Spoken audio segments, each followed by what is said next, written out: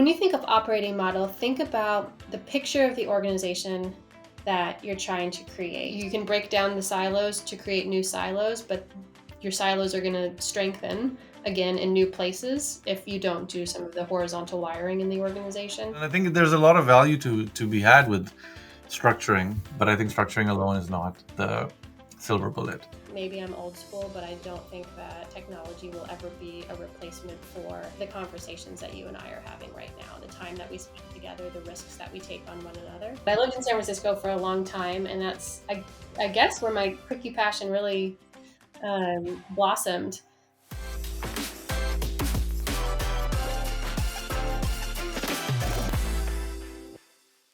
Hi, thank you so much for joining my podcast. I'm really excited to have you here. For the benefit of our audience, I'd love to get started with a quick intro, and then we can dive into some questions and see where it takes us. Great. Hi, I'm Mackenzie Luong. I'm a managing director at Accenture focused on operating model and organization design.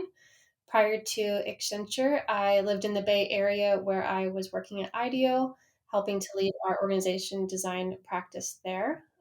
And I live in Portland with two kiddos. That's amazing. Thank you for sharing that.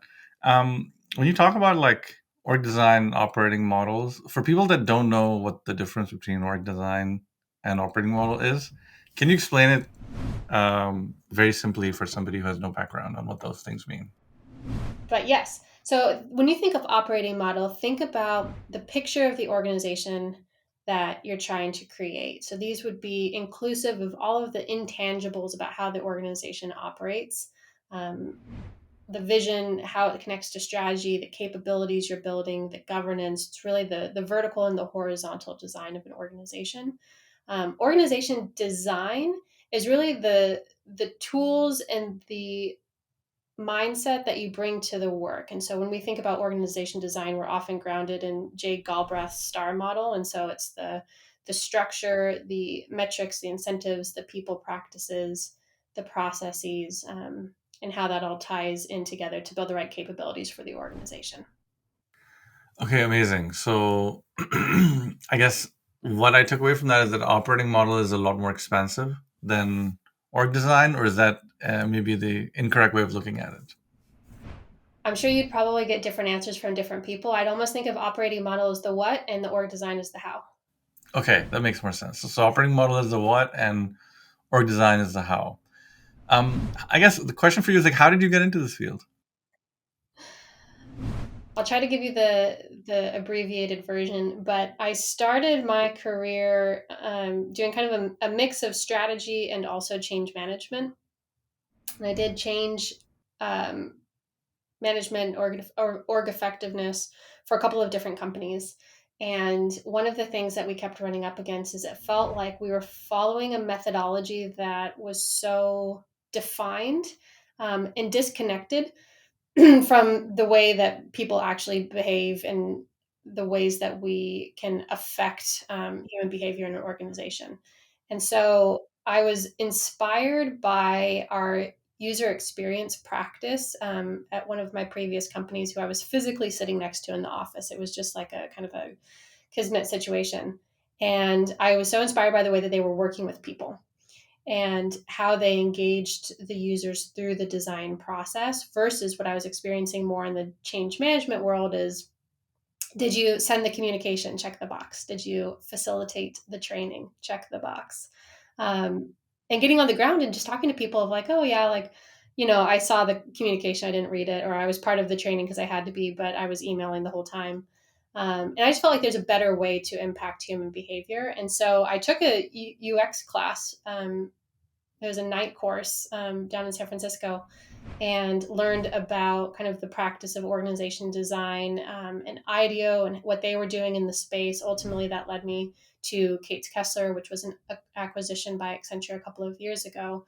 And what was really interesting about it is the participatory approach to organization design that is so impactful for changing human behavior right from the start. And being part of the strategic decision making right up front versus just kind of the implementation down, and being smart about how you can bring change work much sooner into the process. Okay, so lots of really interesting things there. Org effectiveness. You had the aha moment where you were like, okay, this is different from how what people are actually doing. And as you looked at UX, you kind of took a night class in org design that led you to IDO. Kate Kessler became part of Accenture. I think you said something about the participatory nature of org design. So I guess talk to us more about that. Like, why? I guess why is that important now? And I guess it wasn't important maybe 2 decades ago. So I guess what's changing, and how does that? Why does it have to be participatory? Is kind of what I want to know. It's probably similar approach in the way that we think about org design as you would about like product development, for instance. Decades ago, it was go into a room and figure out what product you make, and then go out and launch it into the world. And there's been similar strides in how we bring the people we're designing for into the fold much more intentionally at the beginning of the design process. And the reason why it's so important is because we spend so much time and energy creating a thing, a product or an experience, a new operating model, new ways of working in an organization. If that's divorced from the ways that people actually work and feel and think and behave and are motivated, then it's ultimately not going to work. It's not going to be sustainable. And so part of what I did at IDEO very specifically is I worked on design teams where we created products and services and new experiences. And I was the kind of conduit to the client to understand what has to be true about your organization for this to work. And we're the experts on org design and op model, but our clients are the experts on their business, just like users are the experts on the ways that they interact with products, services, and experiences. And we would be missing so much richness if we didn't involve them early in the process to be our critics and cheerleaders and inspiration along the way. Okay, so that's very interesting. I think what I'm taking away from it is like the organization is a product that generates outcomes, and then the people are the core ingredient that make up that product. Back in the day, you would go into like a basement or whatever, make your product, and then say, "Aha, I made it," and then everybody would buy it. Over time, the product development, particularly led by places like IDEO, are very thoughtful about the user, who's going to use it, what are they going to do. What you were doing there was helping clients design the teams that would design the products. So kind of like a Y Combinator almost, right? Where you Sometimes. you make something and then make something else. So it's really interesting that you have that background, right? Because I think that people are the most important critical resource of any business, and quite oftentimes they are late to know about what the changes are, and then they don't really have the full context of why something is happening. So it's really interesting that you had that insight. That I guess the earlier you involve the people that are actually going to do stuff into the process, the better the chances of success are, because otherwise you may have a plan that's completely detached from reality. Absolutely. I mean, it does a couple of things. One, it enables folks to get their thumbprint on the work and feel some ownership over it, and of course infuse their expertise around how they know the business operates so that we can plan for and design around that. And two, it accelerates adoption because we're bringing people along in the journey much further who now become champions for the work, and can help bring others along in their organization, when launch or standing up the org is ready. Okay, makes total sense. I guess the obvious question that I have as somebody who doesn't have the kind of depth of experience that you do, a lot of the things that you are saying for an outsider would seem pretty obvious, right? Like build something people want, or involve the people that are supposed to be involved and let them get ownership. So I guess where did we lose our way? Like, I mean, seems like you're saying things that are relatively counterintuitive, but So I guess help me understand, like, there's obviously an evolution of industry and technology and the way businesses are being done. I guess what changed, or what got us here, I guess, is what I want to know. I guess I don't see it so much as regression as more of progression. Organizations for so long have been more mandate oriented, and so top leadership makes decisions, and you push that out. And I still see it today of organizations that say, "Hey, like we are going to move in this direction, and here's a cascade of impact that will affect the organization for better or for worse." And we've made this decision in a bit of a silo, and there are benefits of that. It's faster. There can be less spin across the organization around what's coming or not coming because the implementation or decisions have been so crisp. But on the downside, it also means that you're going to introduce some risk because you're introducing an organizational construct that won't really be vetted by the people who are doing the work in the organization. It is also tends to be slower and more complicated to involve larger groups of people in this work. It's certainly not consensus driven, but it is participatory, which means that there's more work streams, more communication, more cross functional alignment that needs to happen. I have seen trend wise that we're moving more in a direction of participatory versus mandate. Hmm. So for me, I guess I see it more as progress. I don't know that we ever like nailed it in the 70s or the 80s on like how to Yeah. bring employees along in the journey. And I think that we're still learning how to do it well. And I think there's going to be a lot of opportunity to do this even better as technology becomes more integrated into the ways that we work. Um, but I think it's a bright Yeah. spot, like for how we're doing org design work, and I think there's still a lot of room for improvement in how we bring folks into the fold. By the way, I agree with you 100%. I think and thank you for helping me pointing out. I think I had so like founders are very biased towards the future. So there's definitely the element of, okay, well, clearly things can be way better than they are right now. And I think the assumption I have is like at some point in the past, they were pretty good, pretty optimal, and everything was working right. But I think that was working right for like the industrial age, where the most prized asset was machines and not necessarily people. Versus now, definitely, like I don't think there's a company that will stand up and say our people are not important or our people are not the most important. So definitely agree with you on the progression, and I think that you're right that it's only going to get better.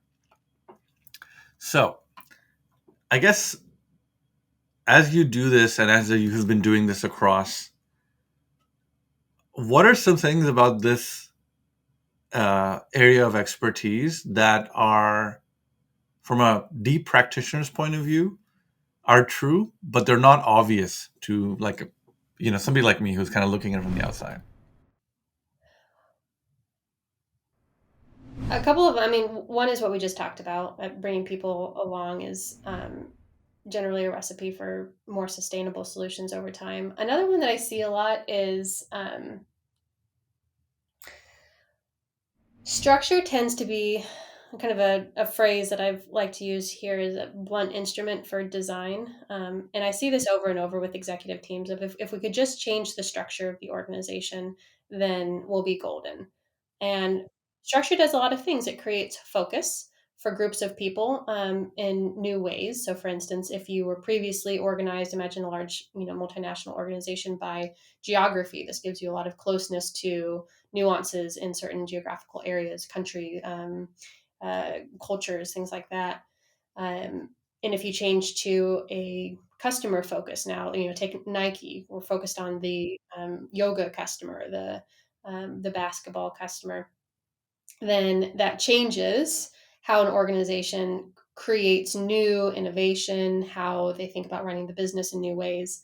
And there's a lot of benefit to that. However, structure is just one tool to organizational design. And really, we need to be thinking about all of the tools that keep an organization in alignment. And so, with structure, once you make the change, you also need to think about, and going back to Jake Albrecht's star model, now what are the implications for processes that flow across the organization? How do you create connectivity between the parts of the organization? What are new roles or interlocks that might need to be established to manage some new Mhm. complexity in the organization? What are metrics and incentives, talent practices, things that really will be put in place to motivate and mold behavior in the organization? Those types of things. And there's an article that I read once that has always stuck with me, that structure creates walls in an organization. And when you move to a new structure, you still have walls in an organization. The location of the walls have just Yeah. changed.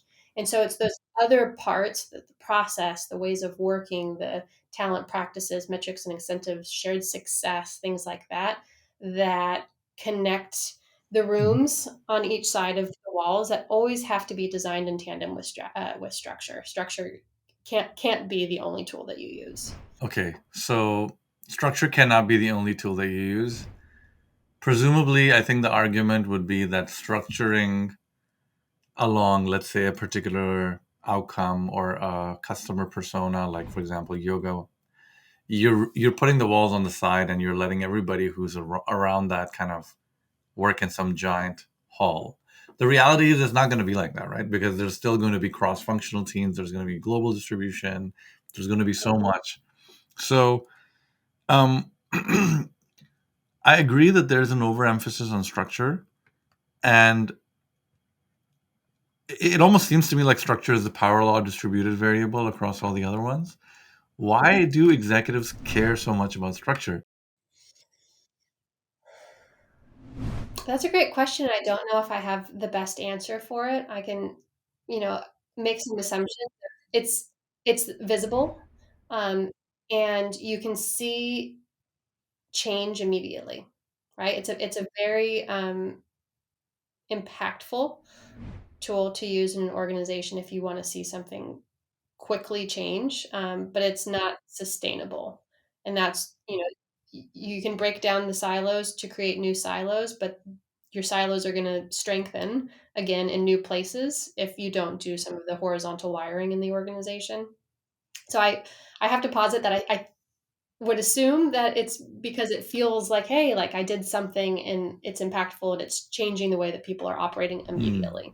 Okay, that totally makes sense to me, right? So every leader, every business leader that I've ever met is impatient. Structure is the tool that lets them get things done quickly, albeit not sustainably. So I guess, if you have a hammer, then you use it, right? And I think there's a lot of value to be had with structuring, but I think structuring alone is not the silver bullet. Totally, totally makes sense. Okay. Um, we have to talk about artificial intelligence and generative AI and all of what that is going to bring to this equation. So I guess, are you seeing certain impacts already in either people's attitudes or either in the way the work is being done? I guess give us like your views on artificial intelligence and where we go. Yeah. Yeah. It's all anyone can talk about in a good way because there's so much potential with it. And I think that we're in a moment right now where we get to take this really interesting new technology and ideate around all of the possibilities of how it could impact our work and our interactions and the way that we do and think about things professionally and personally. I used AI Gen AI the other day to make muffins, and that was wild. And to replant a blueberry bush because there are ways that you do that in the winter that are very specific. Um, but anyway, in terms of the way that we think about org design and the impact of Gen AI, we are having that conversation every day at Accenture and thinking about how we infuse this technology to make us better, faster, more accurate. Um, Broadly speaking, the way that I think about the use of this technology with our business is it augments the work that we do, and it can bring some rigor to how we generate insights, how we produce some of the more like detailed work. Imagine like role descriptions for consistency across an organization, or um, leveling conversations. And I would always kind of like caution, though, it should be used particularly where it's at right now is Yeah. augmentation tool.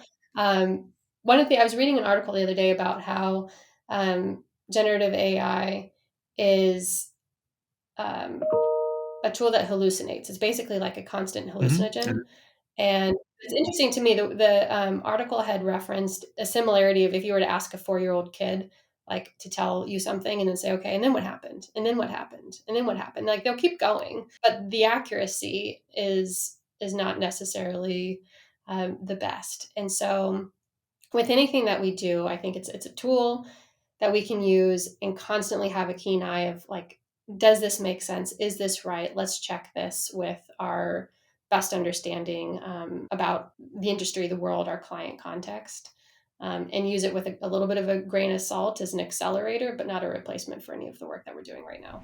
Okay.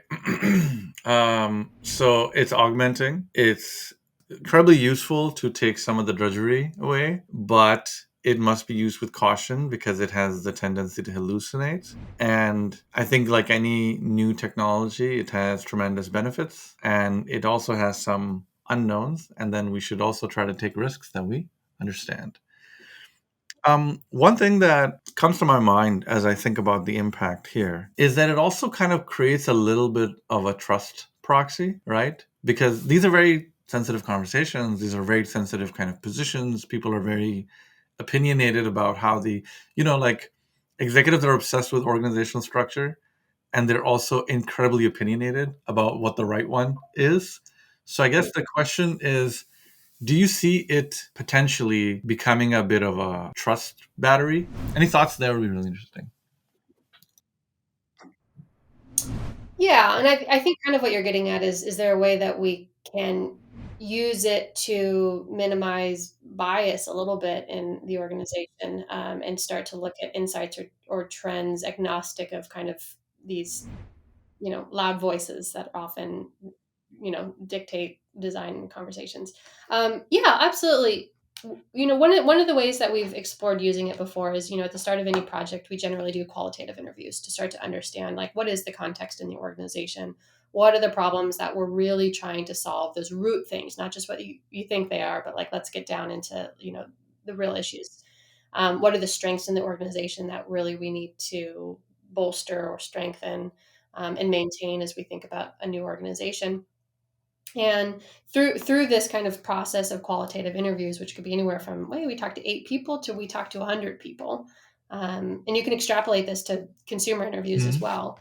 And then it's a manual piece of work where it's a bit of magic making, where we look across the interview findings to start to extrapolate some ahas, some insights, some like trends across, and we do as best we can as humans to be unbiased in how we represent the insights coming out of this data.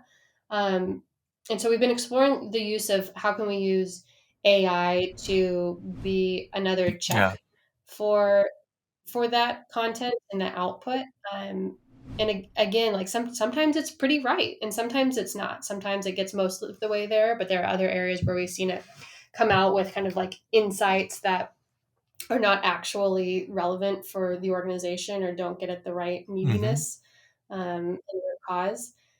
So in that regard, it's a tool that's growing. Again, I think it's still an augmentation to the way that we currently work as humans, knowing that there's going to be kind of biased in both camps. Um, I mean, we talked about trust a little bit too. Of how do we use this as a proxy for trust? And I think that there's certainly an opportunities we've just discussed to create kind of agnostic recommendations of human opinion. At the same time, when we think about how trust is built in an organization, it always comes back to people, and people having relationships with one another.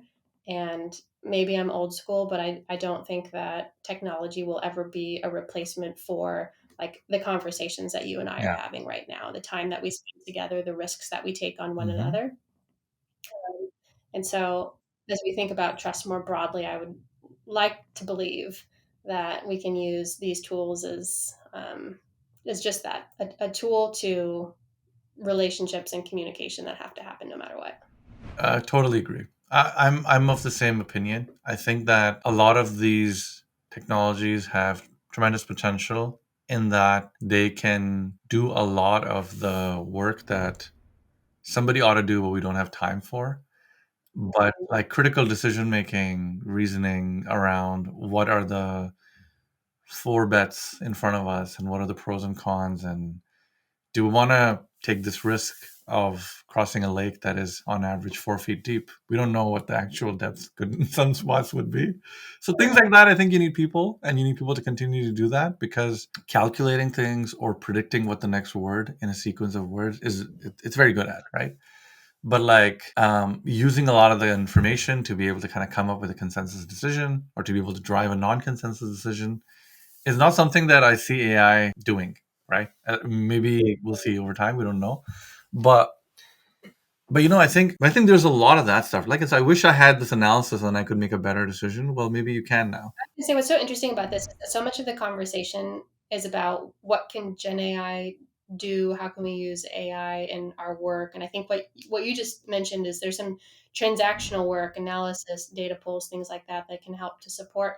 I think an equally interesting conversation is what will we start to do with the time that we have that will be freed capacity when we're not doing these more kind of manually intensive tasks that Gen AI or AI could do for us, and how will we redeploy that mind share in the organization? That's a very good question, and that is something I think about often. Admittedly, I don't have a great answer. So I would love to actually say, how do you help people think about that? Because obviously, the technology has a lot of potential. If you kind of do the typewriter versus computer analogy, there's going to be displacement of a lot of jobs. There's going to be a lot of free time, even for the ones that have jobs. How should we think about that? My first thought was during the Industrial Revolution, the way that we structured our like education system and workforce preparedness was really around like how do we operate in factories and like how do we create a workforce that can operate in this world that we've created. And then we moved into more of the knowledge generation, right? And so that affects the ways that we build up the new workforce. So now it's a little bit about, how do we build critical thinking into our people, and there's more of a push on STEM type education, and I think it's kind of the next wave of that.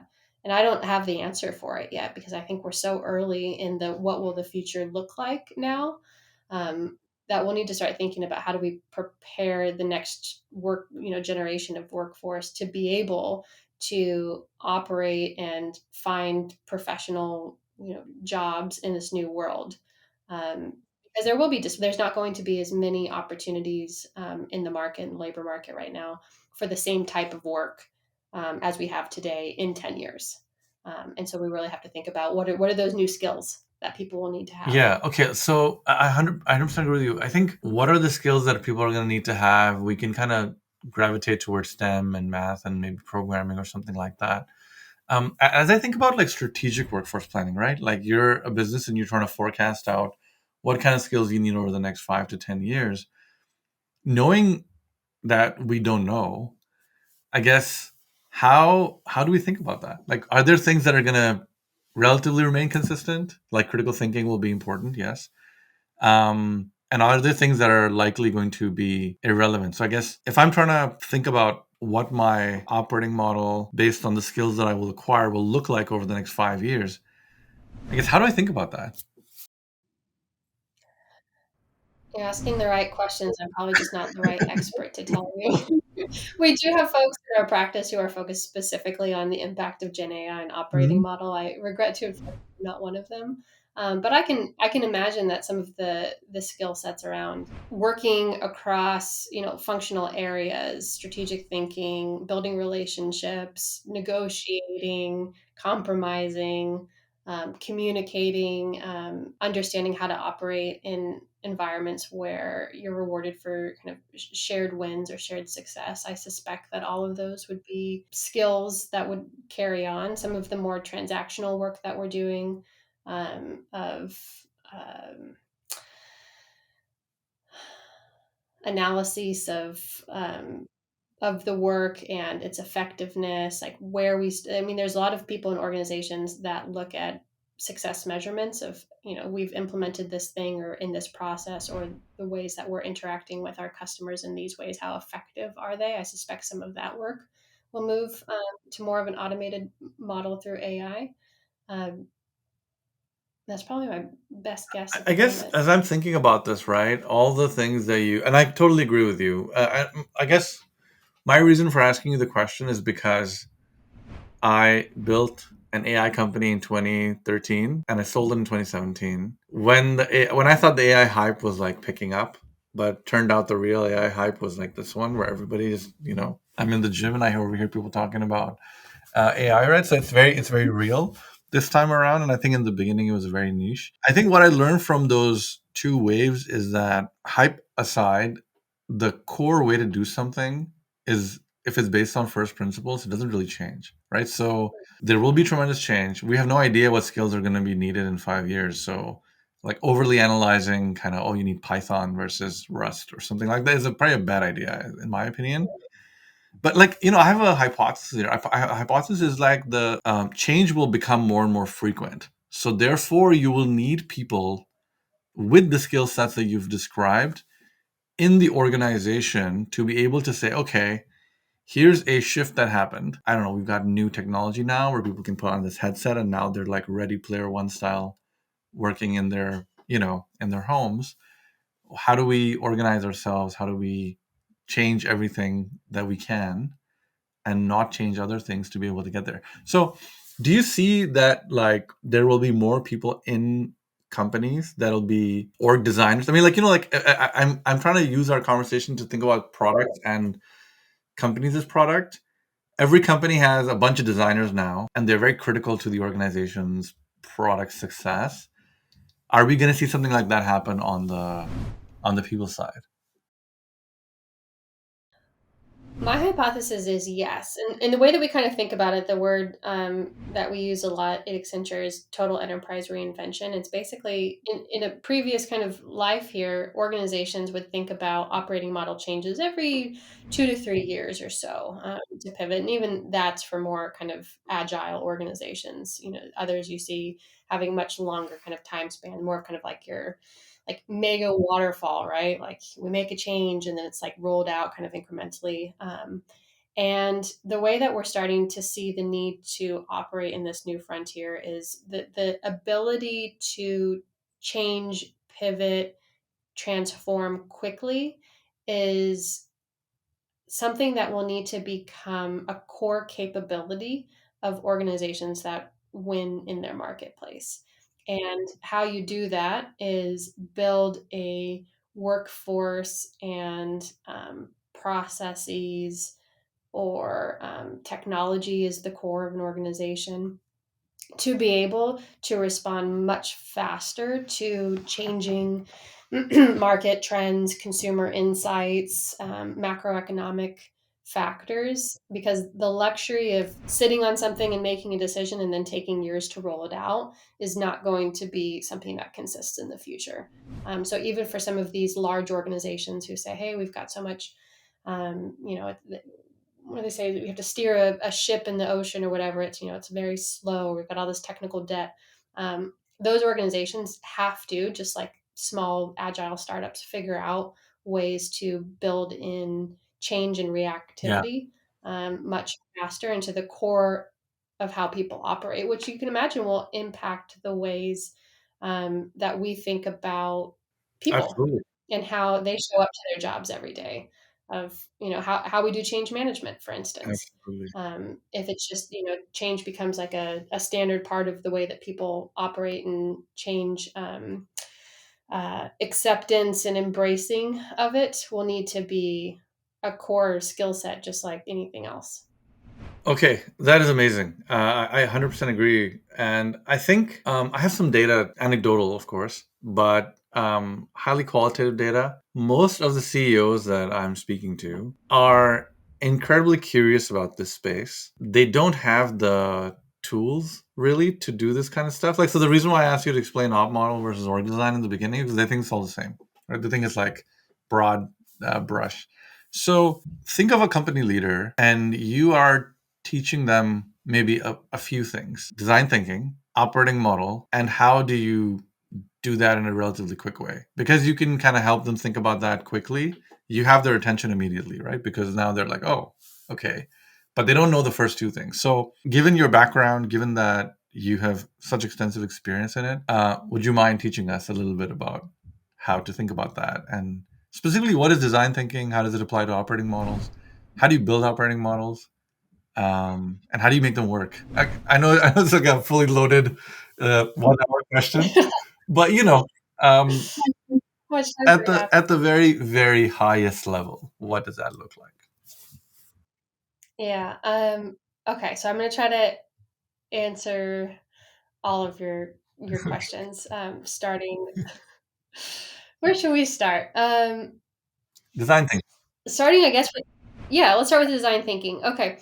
So when we think about design, I mean, it's such a buzzword, and honestly, if you asked 100 people what the difference between design thinking and human-centered design is, you'll probably get a lot of mishmashed answers. In the same way that you would think about operating model and org design, or org structure, org strategy, org models, like all of that starts to sound very similar.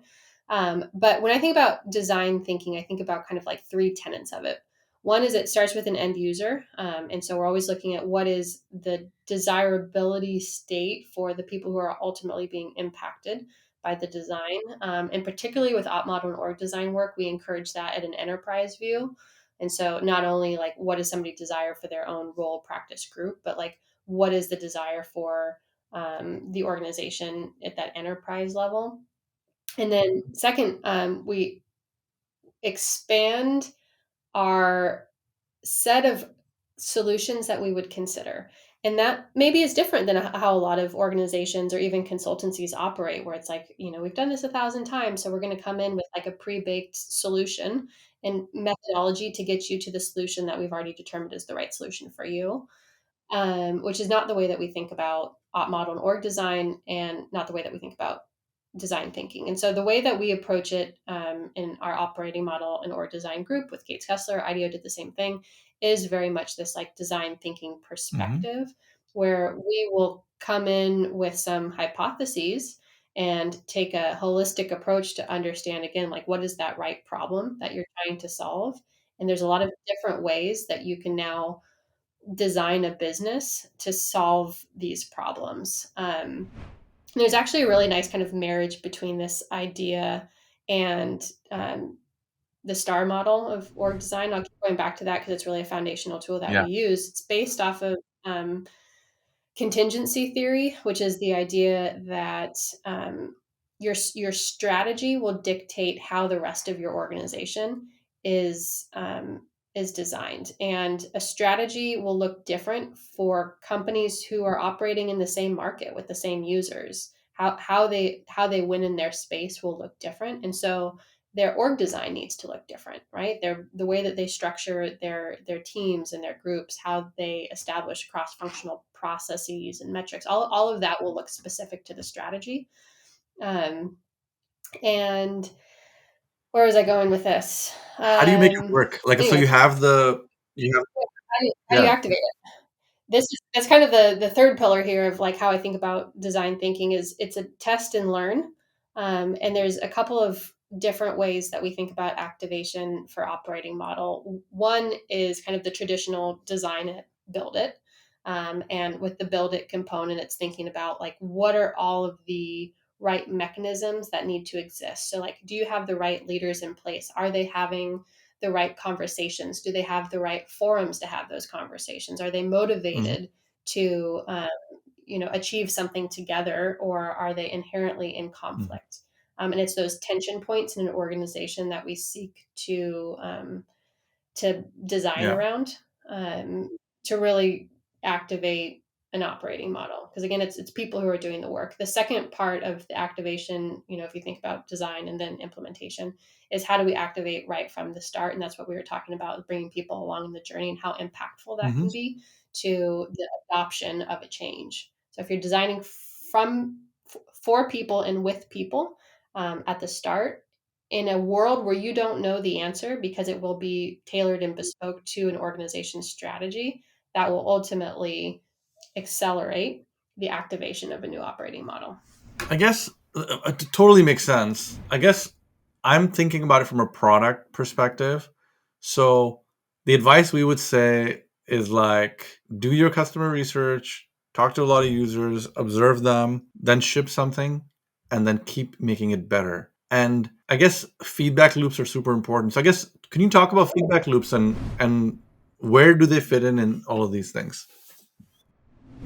I mean, what you just described is essentially exactly how we would activate an operating model as well. I mean, I think you're right in kind of comparing it to like it's kind of a product, in a sense that we're building something together, we're standing it up, we're launching it to the organization, we're being really cognizant of how we market it to the organization, to meet the needs of the people that we're designing for. And then something that we'll often say is, I mean, really, it takes up to 2 years for a new operating model to truly be activated. And the reason is that there is no silver bullet to creating the perfect operating model design.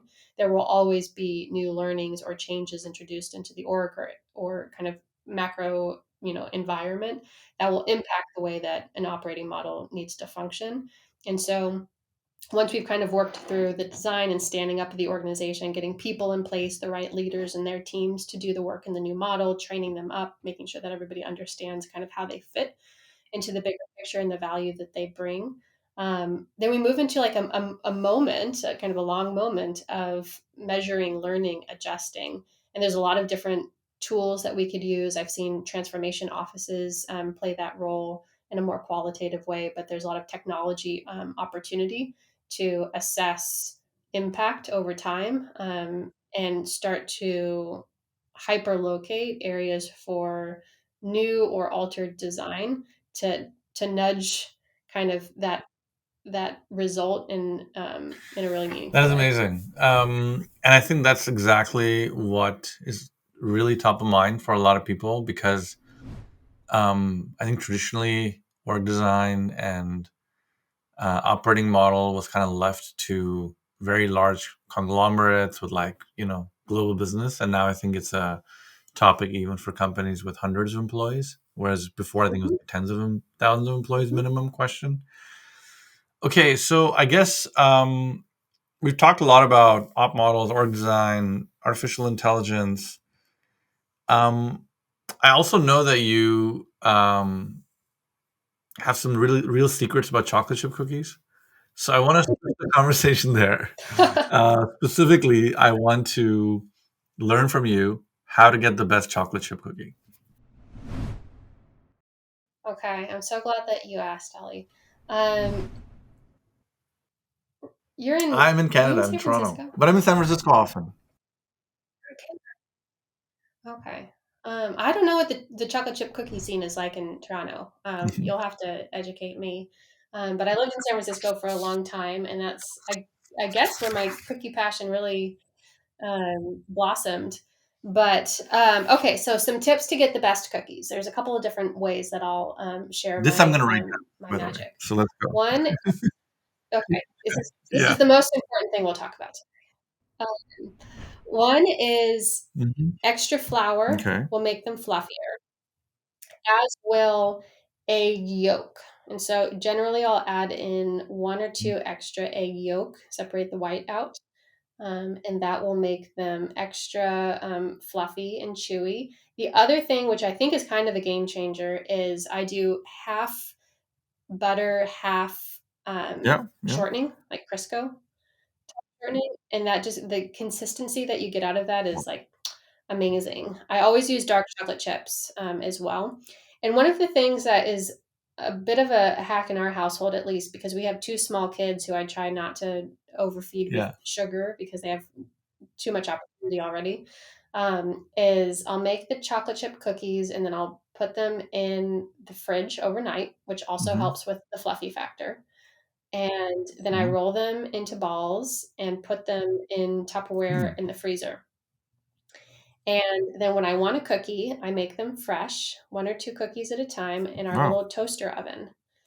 And that way you always get the delight of a fresh baked cookie rather than baking an entire batch and having them not be Amazing. great, 2 or 3 days Okay, later. great. This is, yeah. That's the trick. Huh? Oh, it's Sea salt on the top. sea Okay. salt on the top. By the way, speaking of chocolate, have you been to Dandelion Chocolate? So Oh, I yeah, love Dandelion Chocolate. I think definitely. I had no idea they existed until they became a customer of ours. So I Oh, went really? to see them, and I was like, Oh, "Oh, really? let me try this chocolate." And I think I could safely say Okay. that they are the customer that I've visited the most out of all of our customers because Yeah. you know the chocolate's great. I think they sell in the Ferry Building too. Yeah, Dandelion's great. My other favorite, at least cookie spot in San Francisco is Hmm. Hot Cookie in the Castro. They have these All like right. M&M cookies. My husband was actually just in San Francisco this Well, weekend. He brought me back one. Um, but they're like these oversized M&M cookies. I call them okay. pokies. Um, and they're delicious. I think I'm I love back them. there in late January, so I'm gonna go check it out. Um, you said you have two small Okay. kids. You also said you travel, so I'm trying to figure out how you do that. Any tips about that would be appreciated too. Gosh, yeah. My husband is great, and he stays with the kids while I travel. Our oldest is in preschool; she's 3.5, and then we have an 11-month-old. And so he Hmm. is a stay-at-home dad and stays with our daughters. And so when I have to travel, which I try to keep pretty limited, and I've been fortunate lately to be mostly Hmm. on West Coast travel, then I'll pop down to San Francisco, or I was in LA last week for a night or two at the most, and hurry back because leaving him with two small kids for long periods of time is not something I wish for Yeah, anybody because they're a handful. But we're figuring it out. It's not easy. There's perfect. no trick for that one. Yeah, I have to travel a lot for work too. And then when my spouse is traveling for work and I'm with the kids, and my kids are a little bit older now, they're 12 and 10. It's a lot of work to do it yourself. So I totally feel Mm. him. Um, but hey, you know what? Thank you so much. I've really enjoyed this conversation. I told my daughter I started a podcast, and she was not really into it. Right? Like I didn't. I tried to get her like to listen to an episode, and she was like, "This is boring." Um, this cookie thing is really gonna lift it, Yeah. so I'll keep how this goes.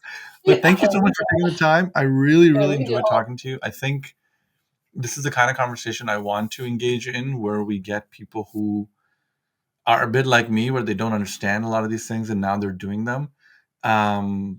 CEOs, founders, whoever, and we try to get them to understand what design thinking, operating model, workforce planning, why their HR team speaks a language that's different from their finance team, and why can't everybody just agree on. So I think I really enjoyed that conversation. This is going to go a really long way. Thank you so much for taking the time out. I know it's a very busy time for you, so very thankful. Yeah. Thanks for Thank having you. I me. It's been really such a enjoyed it. pleasure. Thanks again.